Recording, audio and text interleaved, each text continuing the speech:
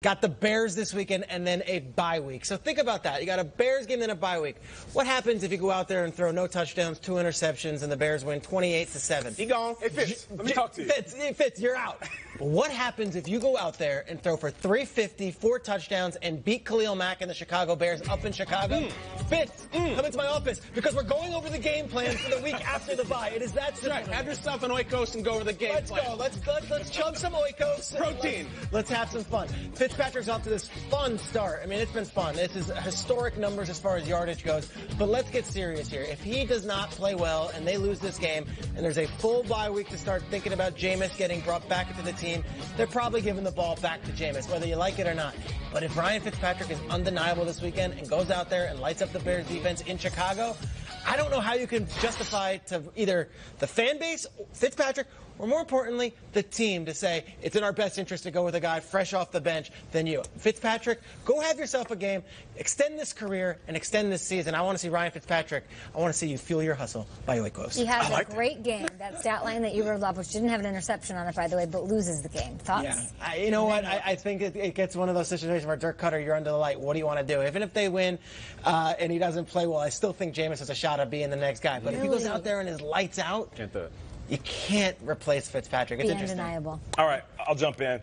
Now, I want to mention Dak Prescott, okay? And I'm going to. And shout out to Hamilton, our genius producer / researcher. And I got these numbers, 25 pass attempts, under 200 yards the last 5 games, and all the guys that did it since 1970. Forget this. Who cares? Who cares about these numbers?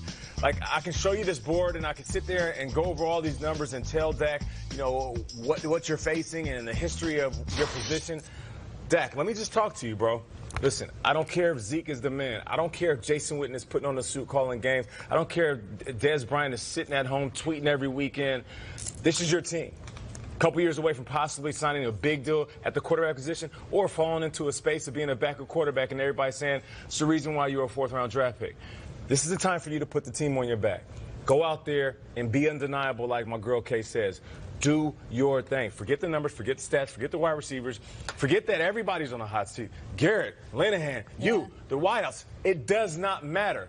Dak Prescott, go ahead and take control. Your rookie year, you were in some kind of zone, man. You couldn't be stopped. You need to get back in that bag. Go put that hat on. Go be the bad guy. Stop smiling, stop saying the politically correct thing, and go dominate the game. So for me, it's Dak Prescott. Go shut everybody up. I don't care if guys aren't open. Throw them open. And if they're not open, tuck that ball away and make a play. Make sure everybody around you elevate their game so the Cowboys can be talked about in the light they should be talked about and not the boring football team as we're talking about right now. Bravo. Yo, fuel your hustle. Bravo, man.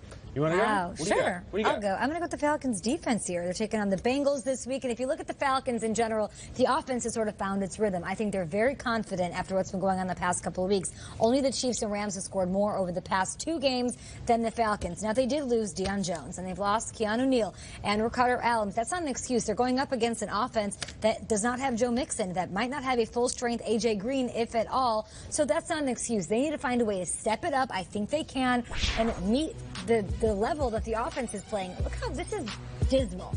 They don't need to be a number 8 defense like they were last year, guys, but get out of this basement that we're looking at where you're bottom of the barrel in pretty much everything that matters, and I think that they'll be fine, and they'll be Super Bowl contenders. To me, the key to doing that is a guy like Vic Beasley. He's getting so much grief right now for not doing anything. This is a guy who led the league in sacks, remember, when they went to the Super Bowl back in 2016. Also, Takk McKinley.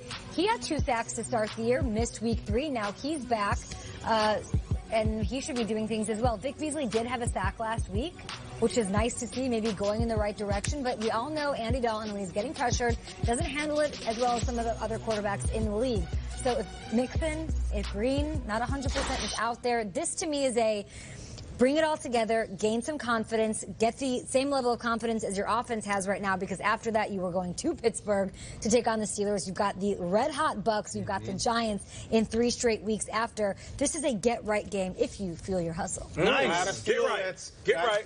I'm rooting for the Falcons. It's like the Dan Quinniest thing of all time to rally them after losing those guys on defense. I'm rooting for it. I think it'd be incredible. But the guy who I think needs to feel his hustle is the greatest quarterback of all time, Tom Brady. Let's go. Guys, this is the biggest September football game of Tom Brady's career. The biggest one. If you want to go back to find a bigger game than this, you will go to 1998 Michigan versus Donovan McNabb's Syracuse team, which he lost. It's that big. September games, he's lost 3 games in a row once in his career, way back in the day. And guys, things are different. This feels like a different Patriots. It's sort of like we've been waiting for this for years. And the shot that really rang through to me from the last game wasn't on the field, it wasn't in the post game. Give me the shot of Brady coming to the sideline. This was, I thought, very relatable in a way. This helmet toss right here, that's not anger, that's not frustration, that's hashtag exasperation. Just keep looping. I cannot get enough, because all of a sudden this is a guy coming home from his job and it's beating him to hell, and he kicks his boots off and gets a light beer out of the fridge and lights a cig and sits down for a Salisbury steak TV dinner, just wants to watch some Last Man Standing. This job is beating the crap out of me. These kids running around. I'm in this house. I can't stand it. He looks like he's at the end of his rope, and I know there's help coming. The help in the form of Julian Edelman, who's coming off a knee surgery. He's just going to make the whole offense magically work. He's Julio Jones coming back. He's just going to explode now. I don't know. We'll find out. I know there's a comfort factor. I know there's a big third down factor.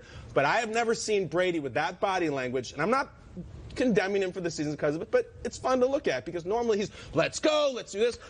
Christ, these guys. That's what that feels like to me. So, biggest game of his career in September. If he loses to the Dolphins, it gets harder to chase everything with, yeah, but it's the Patriots. We'll see. It's so messed up that you're saying that that's fun to look at. It is. It's almost like I feel it, because I can't relate to Tom Brady in any way. Yeah. And some of us, Except for that.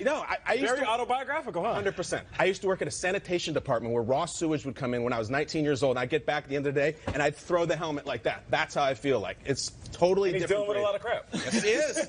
Raw. You know what else is fun to look at? What? Thursday Night Football. The best. It's the Vikings and the Rams. Thursday Night Football, hours away. You are looking at where it'll all go down tonight. Los Angeles Memorial Coliseum. Ooh, it's a thing of beauty, and I think it'll be full of fans. Will the Rams be able to defend their home turf against the Vikings and remain undefeated?